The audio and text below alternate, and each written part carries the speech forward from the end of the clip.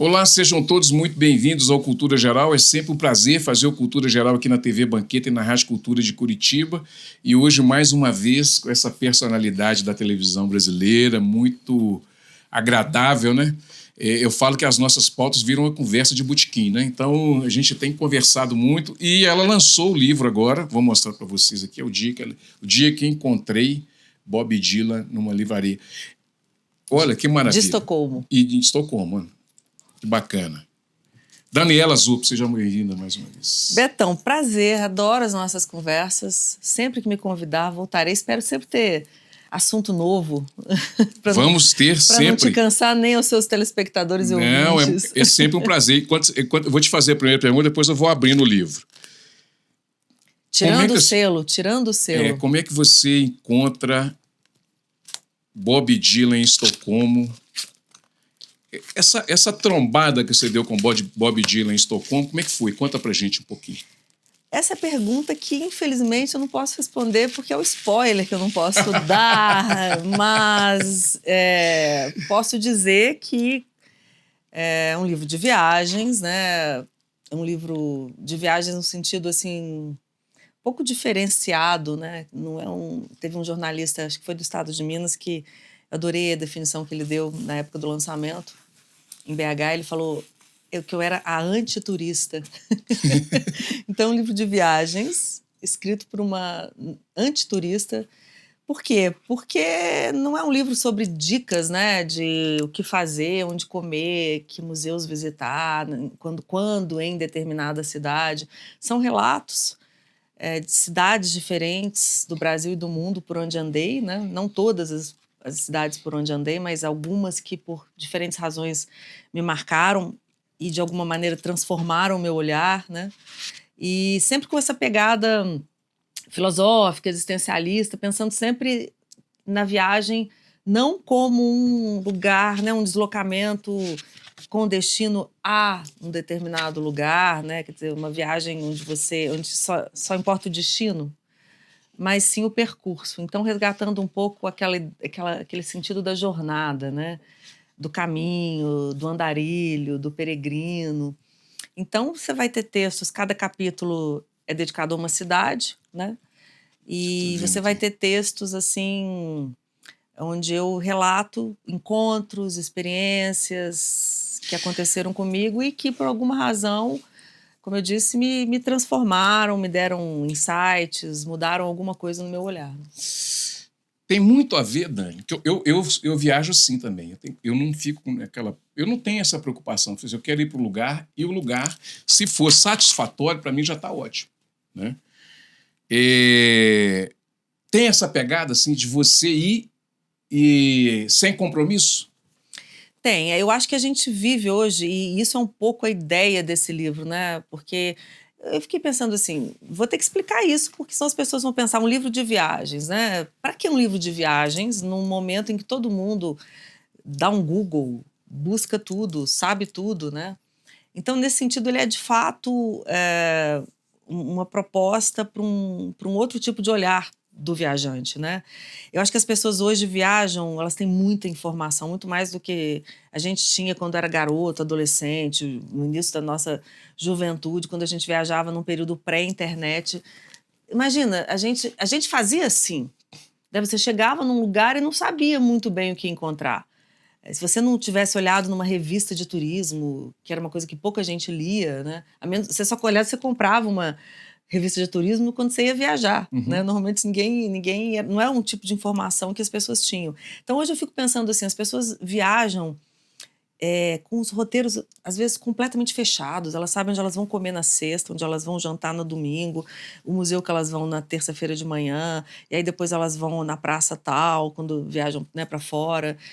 Ou quando vão para uma praia, elas já fazem um roteiro de que praia elas vão ver em que dia. Quer dizer, esse excesso de planejamento que sempre me parece uma ideia de controle, né? Quer dizer, você quer tirar ali o melhor daquela experiência e parece que o melhor da experiência é sempre estar preparado para tudo, sabendo tudo previamente. Então, a ideia é justamente pensar na viagem como você falou, pensar na viagem como uma aventura, né? Uma experiência rumo ao desconhecido, né? E se deixar surpreender.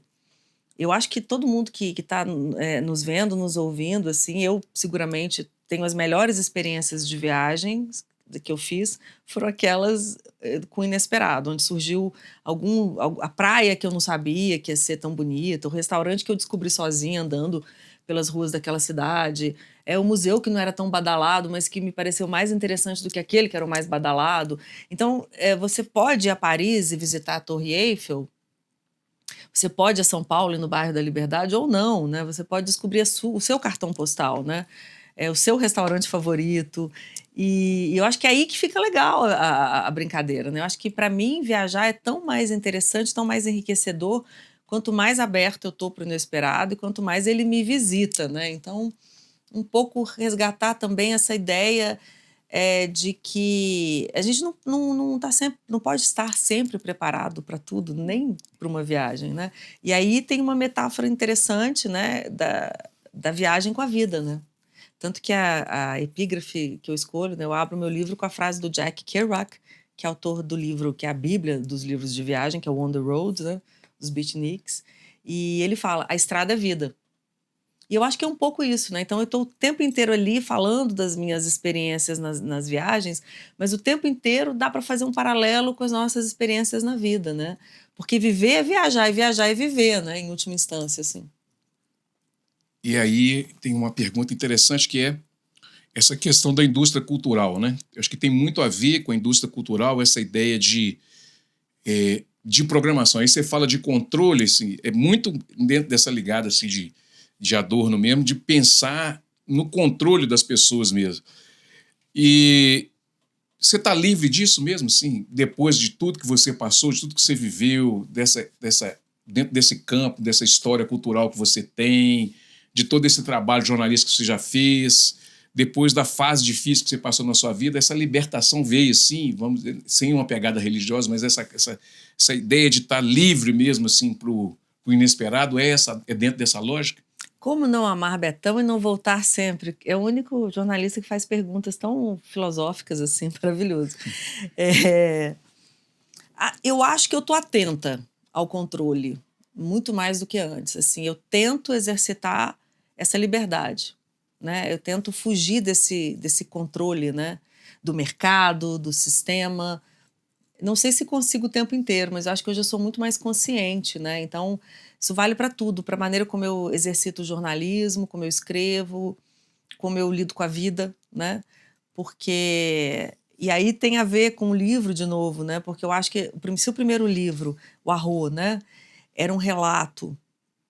Porque eu, como jornalista, acabo sempre escrevendo de uma maneira meio documental, né? Então, se no primeiro eu estava ali fazendo uma espécie de ensaio sobre a vida a partir da perspectiva da morte ou de um adoecimento grave, e numa espécie de confinamento, né? Porque eu escrevo o livro no momento em que eu estou cuidando da saúde, mais retirada, um pouco mais voltada para muitas reflexões profundas, que é o que acho que acontece com todo mundo que passa por uma situação limite na vida.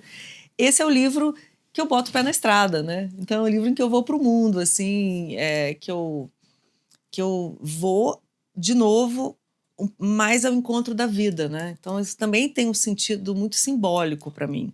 Esse primeiro livro é um livro que relata uma experiência, um enfrentamento, né? Com a ideia da morte, mas sempre com a perspectiva do valor da vida, né? Do que vale na vida, né? De quais devam ser as nossas prioridades, ou pelo menos as minhas, né? Esse é o livro da estrada, da experiência, de novo, né? De você se abrir, né, para a vida de uma maneira mais rica, né? Saindo um pouco das paredes da casa e se lançando nessa aventura que é a de também olhar para a própria vida de longe, em perspectiva. Tem uma frase do livro que é: viajar é mais ou menos assim, eu não sou muito boa para memorizar as coisas, nem as que eu mesmo escrevo. Não, mas aí mas o sentido vai ter. O sentido é esse. Viajar também é olhar à distância, né, para as paredes da nossa casa. Sim. Que eu acho que é um pouco desse distanciamento que eu falo ali, né? E que eu acho que as viagens nos proporcionam, né? Quer dizer, não por acaso, quando a gente viaja e volta, principalmente se for uma viagem mais aventureira, um pouco mais demorada, onde você, de fato, se distancia da sua rotina, né? Dos seus papéis, digamos assim, quando a gente volta, a gente toma decisões interessantes, importantes, que talvez a gente não teria tomado se não tivesse se distanciado, né? Sim. Então, por exemplo, acho que já deve ter acontecido com você, comigo já aconteceu, de viajar e voltar e falar, putz, não quero mais esse emprego, não quero mais estar nesse lugar, não tem mais nada a ver comigo. Tá na hora mesmo de pegar a estrada. Ou relacionamento desgastado, né? E aí você volta e fala, olha, não vai dar mais. E vice-versa, né? Você pode também se deparar com decisões legais, importantes também, no sentido de tipo, puxa vida, agora eu vou abrir esse negócio. Agora eu vou atrás desse sonho, né? Agora eu vou fazer mais essas viagens, eu vou curtir mais a vida, etc, etc. Eu acho que isso vem desse distanciamento, né? De você, de alguma forma, ao viajar, ao sair da sua rotina, ao sair das coisas, do seu lugar comum, da sua, a famosa zona de conforto, né? Você se deparar com a sua vida em perspectiva, né? Eu acho que isso pode ser um catalisador de mudança, de transformações também. E aí eu queria fazer uma colocação interessantíssima, que a gente vai conversando, você vai falando também, a gente vai conversando e as ideias vão vindo assim, desse bate-papo. E aí eu lembrei muito de Belchior, assim, que fala sobre viver e sonhar. E um é melhor que o outro. Mas aí a pergunta que eu queria te fazer, parafraseando ele um pouco diferente, viver e sonhar é a mesma coisa? Porque ele fala que viver é melhor do que sonhar. Mas aí eu acho que nesse campo de viver e experimentar o novo, de refletir, buscar dentro da gente aquilo que... Às vezes, Rubem Alves também falava muito disso, né? Que a gente não presta atenção nas coisas simples, nos detalhes, uma água quentinha, um banho, né? Inclusive, ele tem uma hora que ele fala com o Antônio assim, fazer xixi, por exemplo, né? A gente não presta atenção nessas coisas. Então, só quando já não pode fazer. Não pode fazer. Então, assim, como que é viver e sonhar para Dani? Eu acho que viver é também não esquecer de sonhar, né? Eu acho que o sonho é um alimento da vida. Eu vejo dessa forma. E aí, você falando, eu fiquei pensando numa frase de uma outra canção que não é do Belchior, mas que acho que do Beto e do Ronaldo Bastos, se não me engano, Beto Guedes, que é sonhar já é alguma coisa a mais que não sonhar. Então, assim, você está sempre no lucro, eu acho, quando você está sonhando. Mesmo que você não realize, sonhar é melhor que não sonhar, né? Então, assim, viver é melhor que não viver, né? Eu acho que, assim... uma das certezas que eu ganhei recentemente na minha vida, que eu fui assim me despojando do medo da morte, até porque é a grande certeza da vida, né? Ou talvez a única. A gente não se esquecer de viver. Eu acho que a morte assusta mais quando a gente sabe, intui, pressente que não está vivendo de verdade. E aí parece que vai perdendo tempo de vida. E aí vai ficando com mais medo da morte. Pelo menos essa é a reflexão que eu faço. Quanto mais eu me disponho a viver e a sonhar, eu acho que mais eu consigo me despojar desse medo da morte. Porque eu tô viva, eu tô pulsando, eu tô em conexão com a minha essência, não tô adiando, entende? Assim, não tô adiando o sonho, não tô adiando a vida, não tô aqui agora vivendo o que tem para ser vivido. Então, acho que isso me afasta ou afasta de mim esse medo da morte, né? Eu acho que ele está muito associado a uma sensação, um sentimento de ausência de vida. Sim. Mesmo quando... É aquela história, né? A gente vai morrer, a gente só não pode morrer antes da hora. Sim. Você acha que você está desmaterializando, por exemplo, mais a sua vida, assim, no sentido de curtir mais as coisas, de curtir mais os momentos mais específicos, assim, de prazer, de lazer, de família, e de amigos, e de viajar, e lançar o livro em tal lugar, e voltar, e essa intensidade toda, mas com uma certa tranquilidade? Muito, totalmente. Eu faço disso uma grande alegria. Esse ano eu me preparei um pouco para isso, né? Eu programei um pouco o lançamento do livro para esse ano, porque tinha uma possibilidade de ser no ano passado, mas eu falei, eu entendi que eu precisava de encontrar um tempo para me divertir lançando o livro, sabe? Então eu tenho viajado, eu acho que na verdade é quase assim, o livro, que é um livro de viagens, ele está me levando para a estrada.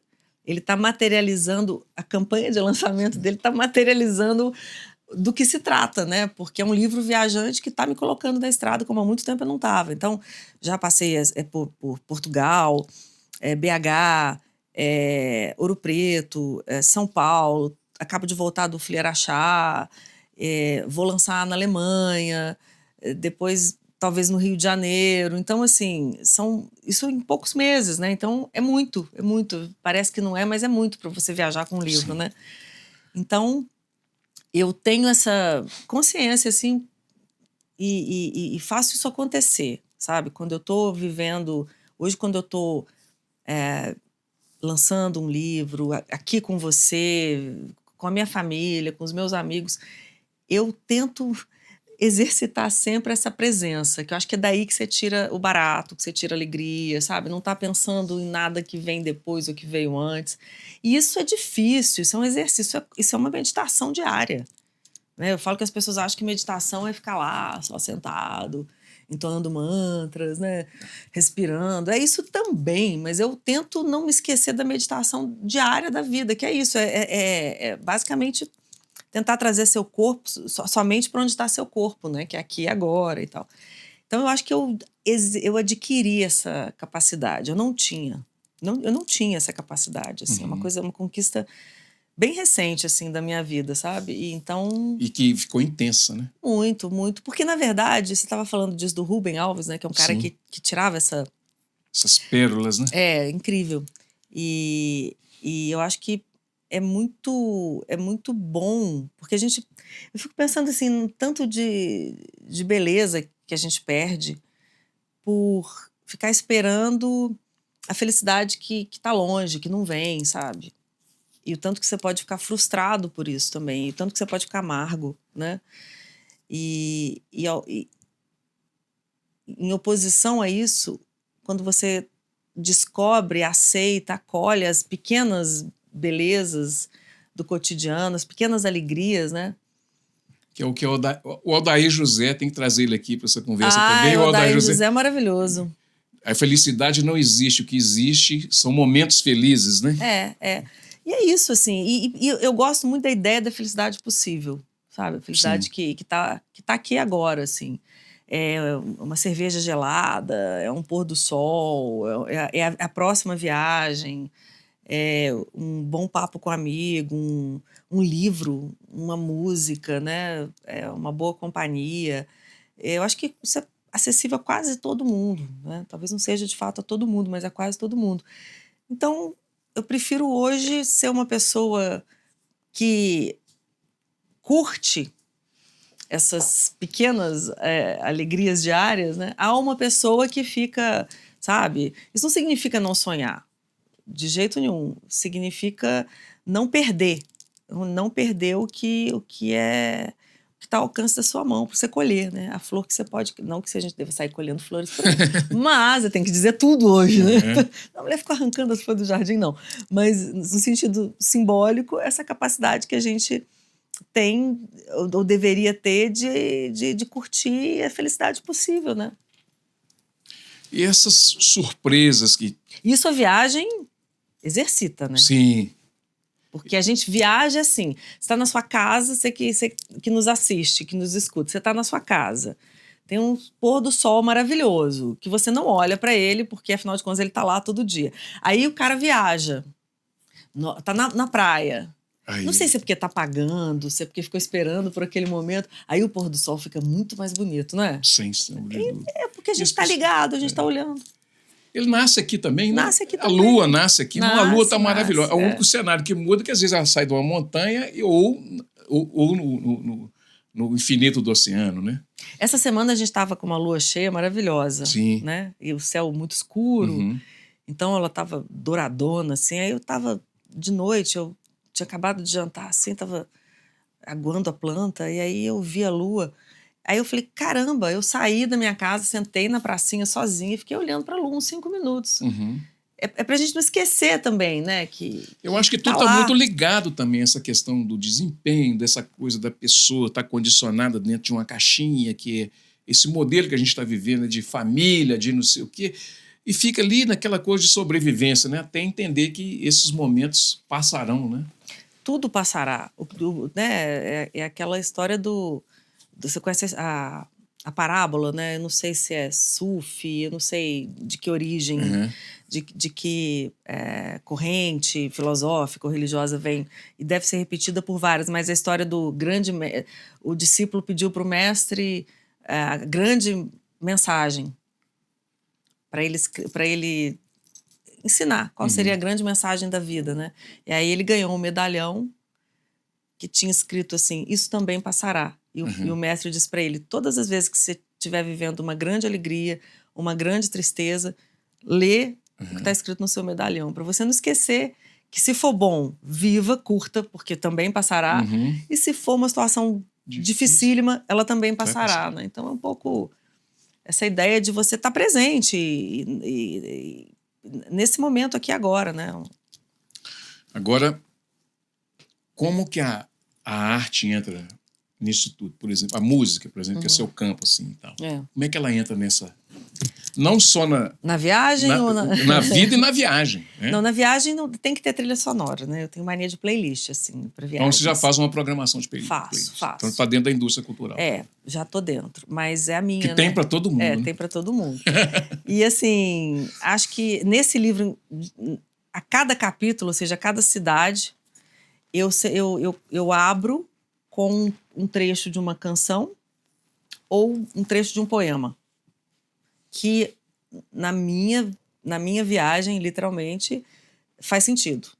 Então, pode ser uma letra de música dos Beatles, que por alguma razão, não é porque eu estou em Liverpool, mas porque alguma razão aquilo faz sentido para mim. Pode ser um poema da Hilda Hilst, pode ser um trecho de música do Fernando Brant, que me lembra Ouro Preto. Antes de entrar no capítulo de Ouro Preto, eu boto a paisagem da janela. Não, acho que é a paisagem da janela. Pode ser um...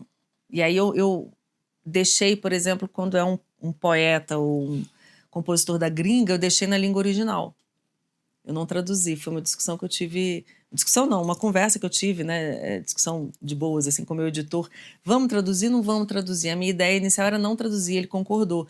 Por quê? Porque tem a ver com esse estranhamento, né? Quem já foi para outro país, assim, mas para um país cuja língua você, de fato, não entende nada, aí você fica olhando para aquelas placas, escutando, né, russo, polonês, francês. Eu, por exemplo, não entendo nada de francês, nada.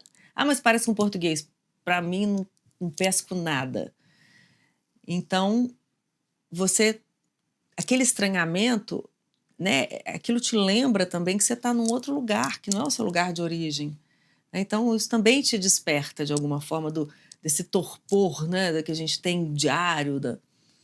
Então, eu escolhi, por exemplo, tem compositor alemão, aí sim, antes de um capítulo dedicado a Berlim, U2, um trecho de uma música do U2, tem Fernando Pessoa. Então, assim, a literatura e a música, para mim, elas estão em tudo que eu faço. Elas me acompanham onde eu vou. E esse é um livro que emula muito essas influências, eu acho, né? Bacaninha. Bom, deixa eu fazer o primeiro intervalo aqui na TV Banqueta e na Rádio Cultura de Curitiba. A gente está falando dessa obra-prima aqui, gente. Tá? E é super legal todos nós compartilharmos desse momento, porque aqui está uma referência, vamos dizer assim, não só na literatura, mas também na cultura e na arte, na filosofia, né? A gente pensar, a gente vai... Já falei com ela que quando a gente está conversando, se a gente colocar... Pronto, coloquei um cafezinho com queijo, só para ser mais educado na televisão, não vamos ficar aqui a noite toda, a tarde toda. Um minutinho só, nós estaremos de volta aqui na TV Banqueta, na Rádio Cultura de Curitiba. Não saia daí.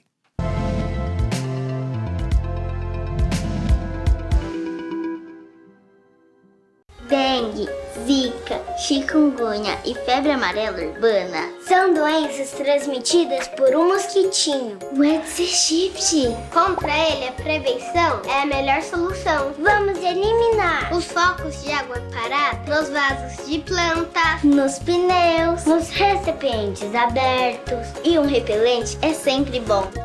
Vamos juntos com a LBV. Diga sim à prevenção. Apoio TV Banqueta.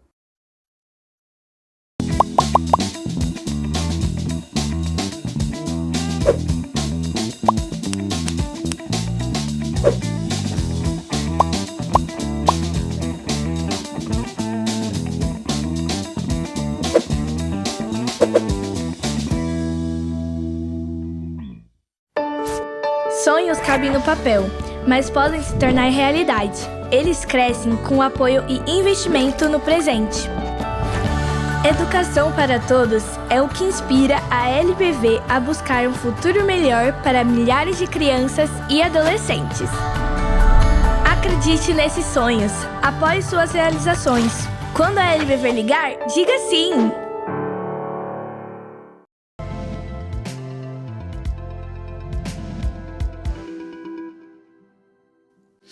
Bom, de volta com o Cultura Geral aqui na TV Banquete, na Rádio Cultura de Curitiba. A gente está conversando com a Daniela Zupo, mais uma vez, merchan aqui do livro, bacana. É o dia que encontrei Bob Dylan numa livraria de Estocolmo. Obviamente que a resposta está no livro e não pode ser... Não, ela não vai dar spoiler, não vai ser revelada. Mas a gente está com uma conversa aqui super legal e eu acho que dá para explorar todas essas conversas. Vamos tirar assim, umas pistas daqui, outra dali e tal. E eu acho que isso é fundamental, assim, trocar essas ideias e conversar sobre isso aqui na televisão, e no rádio e também nas redes sociais, até para a gente ter, de novo, né, esse gosto, né, delicioso que é tanto da arte, da filosofia, do pensamento crítico, trazendo um Bob Dylan para a mesa, né, para uma conversa mais próxima da gente. Mas, sobretudo, trazendo essa experiência de vida que a Dani também traz, né, no seu arcabouço ali de conhecimento jornalístico, cultural e tal. E aí, Dani, como é que fica essa questão da Dani sul-americana, entre pontes aéreas latino-americanas, europeias e norte-americanas e tal? Entre esses campos todos, qual é o melhor lugar assim, para se desenvolver o pensamento cultural? Eu acho que, nossa, teria que pensar um pouco para responder adequadamente, mas eu acho que toda cultura tem as suas peculiaridades, né? Então, eu acho que em qualquer lugar desses que você mencionou, eu acho que é possível... Eu não acho que só é possível filosofar em alemão, como diria o Caetano, não. E eu falo alemão porque eu vivi lá, né? Uhum. Eu acho que são formas diferentes de conceber a cultura, de conceber a cultura na vida das pessoas. Há peculiaridades, né? Como as pessoas se relacionam, né, com essa ideia de cultura, né? Gosto de pensar na cultura também como algo que vai além das manifestações das linguagens artísticas, das manifestações artísticas, né? É claro que em países da Europa ou de uma parte da Europa você tem já uma tradição de valorização da cultura que a gente ainda não tem no Brasil. Isso eu acho que é quase inquestionável, né? Não significa que a cultura deles é melhor que a nossa, que a produção cultural deles seja melhor do que a nossa, mas eu acho que já existe um entendimento do poder público, do valor dessa cultura, um entendimento da sociedade, do valor dos artistas, né? e da arte, como no território do simbólico, né? Mas eu acho que toda cultura é rica em si mesma, né? Assim, toda cultura significa, né, alguma coisa importante. Eu acho que eu acompanho a produção cultural no Brasil há 30 anos, pelo menos. Eu morei na Europa durante 7 anos. Nos Estados Unidos eu não saberia dizer muito, quer dizer, a não ser aquilo que o mundo consome, né? Que puxa vida, né? mainstream total, né? Mas eu acho que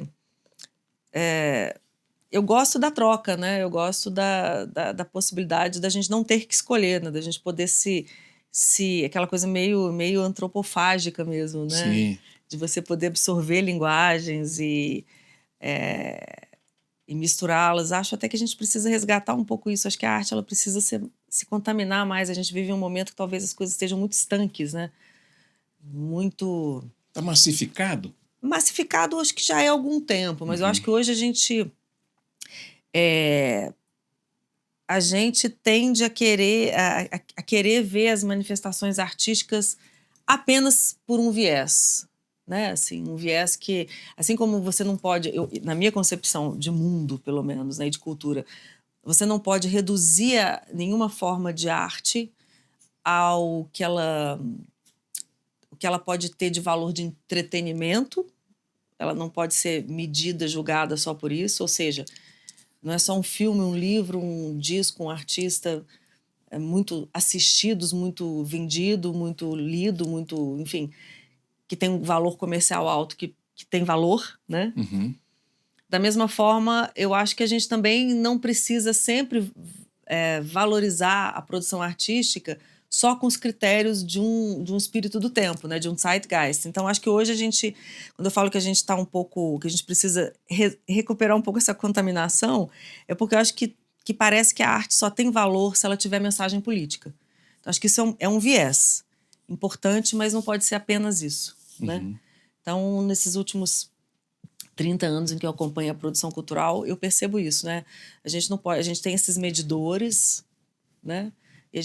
E é muito legal quando as coisas se contaminam, né? Então, quando um artista brasileiro, ele pode ser brasileiro ouvindo rock and roll. Sim. Assim como um compositor, sei lá, russo, alemão, pode fazer música russa, alemã, ouvindo bossa nova. Eu acho que porque tem essa coisa meio purista no momento, um pouquinho, né? Isso não é brasileiro, ou isso não é... A gente voltou um pouco nessa fita, né? Então, eu acho que na arte, a arte é livre. Na arte, acho que a gente não pode se prender a nenhum tipo de padrão. É como eu enxergo. Agora, a maneira como a sociedade valoriza, dialoga, consome, cultiva ou não cultiva a sua produção cultural, aí a gente tem... Eu acho que no Brasil, como sociedade, a gente tem muito que aprender, né? Porque nossos artistas, muitos deles, morrem à míngua. Está faltando mais rebeldia na arte brasileira? Acho que sim, acho que na arte do mundo inteiro. Também na brasileira, acho que sim. Acho que sim, acho que falta uma alma meio punk, assim. Falta um artista que ouse quebrar tudo. Quebrar paradigmas, não responder ao discurso predominante. Será que é por isso que Ney Matogrosso, o próprio Chico, o Caetano, ainda estão, né, ainda é referência ainda de rebeldia, mesmo com 80 anos de idade? Acho que você citou o Ney, que é o maior de todos, né? Sim. Eu acho que é o único de todos que nunca se acomodou de verdade, no sentido de ser um transgressor, de ter sido e continuar sendo. Eu acho que outros artistas da mesma estatura dele talvez tenham se acomodado mais que o Ney, né? O Ney é um camaleão, é o nosso camaleão, né? E é o cara que ousou, de fato, ser absolutamente fora da curva, transgrediu tudo, né? No momento em que isso não era favorável a ele. Hoje, tudo que ele fez pode parecer pouco para quem chegou agora no rolê. Mas, assim, se você tem mais de 30 anos, de 40 anos, o que o Ney procure saber, porque o que o Ney Matogrosso fez, ninguém fez. E aí que está por que a gente não consegue fazer uma releitura dessas personalidades, né? A gente não consegue, a gente não tem conseguido fazer essas releituras. Eu entendo que tem muito a ver com a indústria cultural, com essa coisa da massificação, das rádios e das emissoras serem dominadas pelos modelos de massificação de venda de produtos e vendas de perfis, né? E hoje está tudo muito associado a essa questão das personalidades com venda de jogos, vendas de... Isso tudo está interligado, né? Mas existe a gente pensa, pelo menos, que existe, por exemplo, dentro do campo acadêmico, ainda um resquício disso, ainda, assim, dessas pessoas que ainda têm alguma coisa para oferecer intelectualmente. Mas a gente não sei se essas pessoas estão abafadas ou essas pessoas também estão com preguiça de se revelarem nesse sentido, assim, de serem talvez esse porta-voz, né? Essa juventude, essa juventude que está aí, que talvez tenha um pouco mais de intelectualidade, mas ao mesmo tempo está presa a determinado tipo de conceito. Assim, não dá também para poder levantar essa bandeira, não estou afim e tal. Está faltando essas coragens também por aqui, por aí, né? Eu acho que assim, porque mudou, o mercado cultural mudou tanto, né, com o advento da internet. Eu estava entrevistando um autor, um jornalista musical, no meu canal no YouTube outro dia. Ele lançou um livro que se chama Do Vinil ao Streaming. E se a gente pensar nas mudanças só no mercado da música que nós assistimos, a nossa geração assistiu, quer dizer, a gente consumiu vinil, a gente pulou para o CD, aí veio o MP3, aí veio o streaming, e tudo isso numa velocidade, tipo, eu e Betão assistimos isso tudo e né, a gente está temos, Sim. 50 anos, né? Então, assim, é uma velocidade vertiginosa, né? E aí e não é só o formato que eu estou falando. Todo o sistema, toda a indústria musical mudou em função disso, né? Você tinha ali uma realidade em que as gravadoras dominavam e escolhiam seus artistas para uma realidade pulando assim para o que a gente vive hoje, para uma realidade onde qualquer um grava, faz sua música, põe no Spotify. Mas e aí? Quem sustenta essa produção? Porque bem ou mal você tinha ali uma indústria que pagava o artista, que o Spotify paga, a gente sabe, né? Então, assim, eu acho que hoje é tudo muito pulverizado. Então, eu fico me perguntando como que surgirá um artista como Milton, como Gil, como Ney, ou como uma banda como os Beatles, ou como Secos e Molhados, se a gente pensar no Brasil, um artista como Raul Seixas. Hoje, como surge um artista assim hoje? Qual é o veículo que vai levantar essa carreira? As pessoas vão ter que descobrir com um clipe como que isso viraliza. Será que viraliza? Do jeito que as pessoas estão anestesiadas por um monte de bobagem? Consumo descartável, rolagem infinita, né? Aquela coisa que você... Então, assim, eu acho que hoje furar é mais difícil, né? Você virar sobretudo no nosso mercado, porque se você pensar hoje quais são os grandes artistas internacionais, aí você tem ainda nos Estados Unidos, né? A Taylor Swift, que é um grande fenômeno, né? A maior vendedora de shows, assim, que surgiu mais recentemente, talvez na última década, pelo menos como ela é hoje, né? Com o sucesso que ela tem hoje, porque ela é uma artista que já está aí no mercado há mais tempo. Eu fico pensando nessas coisas, sabe? Como que você hoje cria um grande artista, um grande autor, e cria, o fato é que cria, ainda cria, apesar de todas essas mudanças. Mas também eu acho que é tudo a dificuldade de permanência, Betão, em tudo, né? Você tem... Você tinha artistas longevos, que você mencionou aí, gente que está no cenário há 60 anos. Você tem isso no Brasil e no mundo. E hoje, né? Quer dizer, será que a gente vai ter esses artistas aí, como a gente conheceu essa geração de artistas que permaneceram relevantes? Ou vai estar tudo mudando o tempo inteiro? Os movimentos, né? Por exemplo, é impensável você ter não tem movimento. Você não tem mais movimento. Não, você não tem mais uma Tropicália, um Clube da Esquina. Sem querer ser saudosista, assim. Porque cada um no seu quadrado, né? Também tem isso. Até as pessoas gravam música, assim.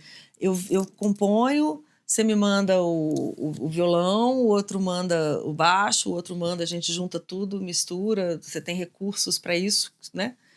Mas isso também eu acho que altera a a energia do que está sendo feito, né? Quer dizer, a gente sabe que grandes discos foram feitos com muita improvisação no estúdio, onde os músicos estavam ali juntos, bolando aquele arranjo, fazendo, mudando, sugerindo, né? Então, eu acho que tem uma mudança nos processos que influencia o resultado do que a gente escuta, do que a gente assiste. Não que seja, não tô nem dizendo que é pior ou que é melhor, ou enfim, mas é diferente. E eu acho que, independentemente do valor que a gente possa dar a isso, aí a gente pode cair num saudosismo, e é nosso direito também, né? Uhum. Eu não tenho vergonha nenhuma de, às vezes, ser um pouco saudosista, porque, afinal de contas, sou mulher de 50 anos e me reservo esse direito, não significa que eu não esteja atenta ao mundo, né? Mas também não vou ficar com vergonha de ficar falando, pô, não tem mais um movimento como o Clube da Esquina, porque não tem. Não tem mesmo. Entendeu? Então, assim, alguém E me dificilmente diga. acontecerá novamente. Você pode dizer que tem um artista muito legal aqui, outro ali, mas essa ideia que você falou do movimento, né? Eu acho que ele vai surgir em algum momento de novo, né? Eu acredito nessa coisa cíclica. Sim. Acho que a gente está vivendo um esgotamento, um período de esgotamento criativo. E aí tem todo esse elemento da inteligência artificial para botar mais lenha na fogueira. Talvez o que surja disso tudo seja um resgate disso que a gente está falando. Dos caras se reunirem e falar, agora nós vamos tocar, vamos gravar esse disco assim, sabe? O que você acha desse arranjo? A literatura, eu acho que é uma arte mais preservada nesse sentido, porque ainda se trata, tirando os malucos que vão escrever livro com inteligência artificial, mas aí não vou nem me preocupar com isso, eu acho que ninguém deveria, mas enfim, ainda é sentar e escrever, sozinho. E aí depois você vai ter uma revisão, vai ter um editor, uma editora. A inteligência artificial não faz nada sozinho. Ainda não, pode ser que faça. Pode ser que um dia faça. Eu não duvido. Por causa do conhecimento. É porque você vai alimentando ela, né? Ô, Dani, e agora eu quero fazer um... Respondi ou dei 1000 voltas? Não, respondeu. Mas eu queria entrar agora nessa reta final da nossa programação, da nossa entrevista. A gente está em outubro. E é Outubro Rosa. Uhum. E a Dani tem uma história com Outubro Rosa. Nós já gravamos sobre isso. E eu acho que todo esse contexto também traz essa conversa, que eu acho que eu deixei essa parte para o final, para as pessoas também entenderem que a Dani, e que, apesar dos monstros das nossas vidas aparecerem, a gente também consegue dar outros significados para esses monstros, né? A Dani, depois desse processo, e os livros, a literatura que vieram depois, é uma vitória em cima daqueles monstros que apareceram no momento mais difícil da sua vida?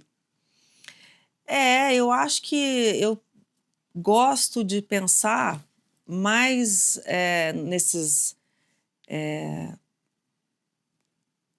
dores, desses desafios, nesses monstros, né? Como portais. Né? Eu acho que tudo que é desafiador na vida, o Nietzsche falava isso, né? O que não te mata te faz mais forte. Sim. Acho que essa deve ser a busca da experiência humana, né?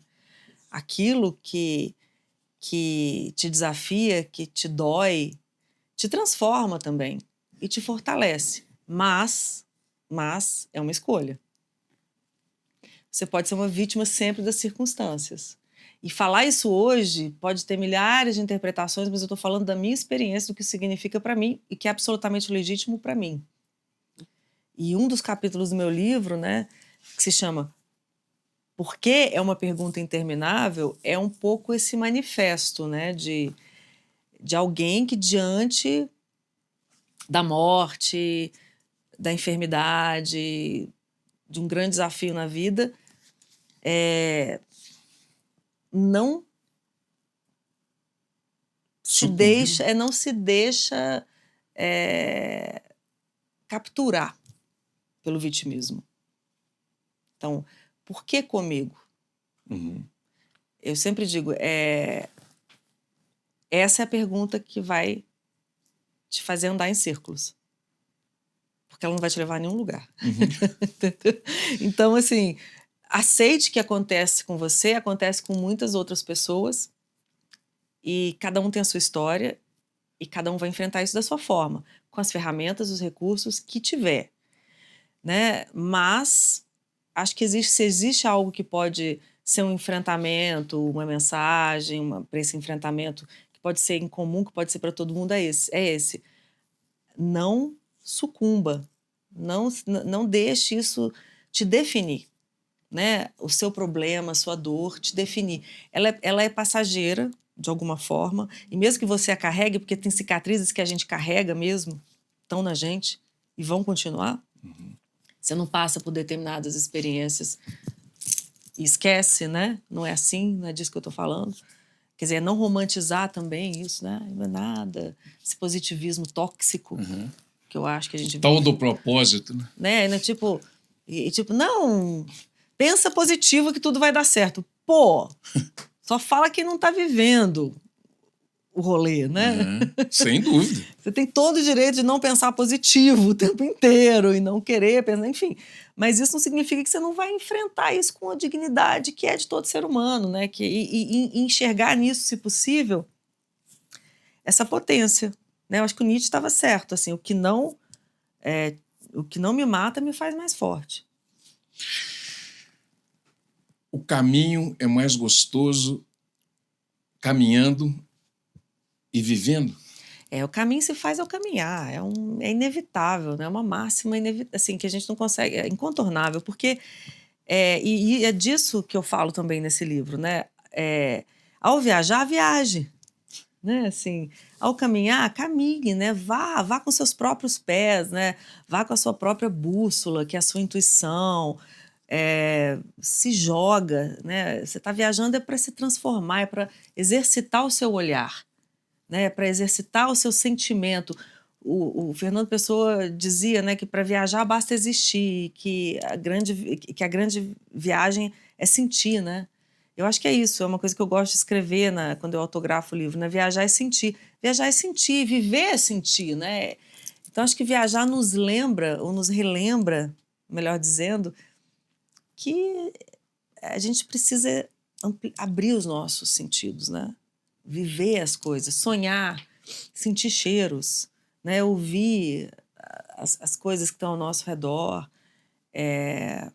Eu acho que esse é o grande exercício que se coloca para a gente na estrada e na vida, né? Porque, como eu disse anteriormente, a estrada é vida, né? E é literalmente vida, porque se a gente pensar que na vida da gente, né? Na estrada de uma existência, você parte de um ponto que é igual para todo mundo, que é o nascimento, e vai para um ponto que é igual para todo mundo, que é a morte. E é nesse percurso que a sua vida acontece. E aí é diferente da vida de cada um, é diferente da vida de todo mundo, né? Então, assim, é aí que você pode exercitar a sua individualidade, a sua autonomia, fazer as suas escolhas, se abrir para as suas experiências, se deixar transformar pela estrada. Porque senão, você foi de um destino ao outro sem perceber. Sem perceber. Dani, muito obrigado mais uma vez. Você sabe agradeço. que é uma alegria incontestável, né, ter você aqui, esse bate-papo. A gente está precisando... Tem uma amiga minha que falou comigo essa semana, a gente está precisando de tantas conversas boas. Assim, nós ficamos conversando quase 2 horas, né, eu e ela. E é tão gostoso quando você vem que a gente faz isso assim, dá uma limpeza assim na alma. Sabe? Muito obrigado, viu? Poxa, eu que agradeço. Sempre um prazer, sempre uma alegria, sempre um desafio responder as suas perguntas. Porque o Betão é assim, ele não tem pauta, mas ele tem tudo aqui, ó. E isso é uma qualidade muito rara no entrevistador, né? E por isso que flui também. Sim. Porque é um improviso, mas com a bagagem de uma vida, né? Sim. Então, eu te agradeço por isso também, por esses convites e por essas conversas sempre pertinentes, inteligentes e estimulantes. Obrigada. Bom, gente, chegamos ao final. Depois do elogio desse, acho que eu vou ganhar um prêmio, né? Então tá. Gente, chegamos ao final. Não perca. Dani, onde é que acha o livro? Para quem nos assiste em Belo Horizonte, praticamente em todas as livrarias, ali na Savassi, em todas... pelo site da editora, que é a editora Miguelin, na Amazon também, dá para comprar pela Amazon. O dia em que encontrei Bob Dylan numa livraria de Estocolmo, e é isso, assim, quem está aqui pode ir para uma livraria, né, Nova Lima. Nova Lima tem que ir para Belo Horizonte. Tem que ir para Belo Horizonte. Para comprar livro. Exatamente. Então é isso, gente. E nas redes sociais, né, Dani? Nas minhas redes sociais, no meu canal no YouTube, Daniela Zupo, canal Daniela Zupo, eu escrevo uma newsletter, que é onde também tem... Muito massa, gente. É o Artum Baby Substack. Só Sim. procurar no Substack, é isso. Instagram? Tô por aí. Tá por aí. Então, aí. tá. Então, maravilha. Bom, gente, um beijo no coração de todos. Quem está em Curitiba também, não perca, né? Acompanha a Dani lá nessas viagens todas também, YouTube, Instagram e etc. E um beijo no coração de todos. Estaremos de volta aqui na TV Banqueta e na Rádio Cultura de novo. Vamos voltar. Vejo todos vocês amanhã com mais uma pauta super especial aqui na TV Banqueta e na Rádio Cultura de Curitiba. Um beijo no coração de todos e até amanhã, se Deus quiser.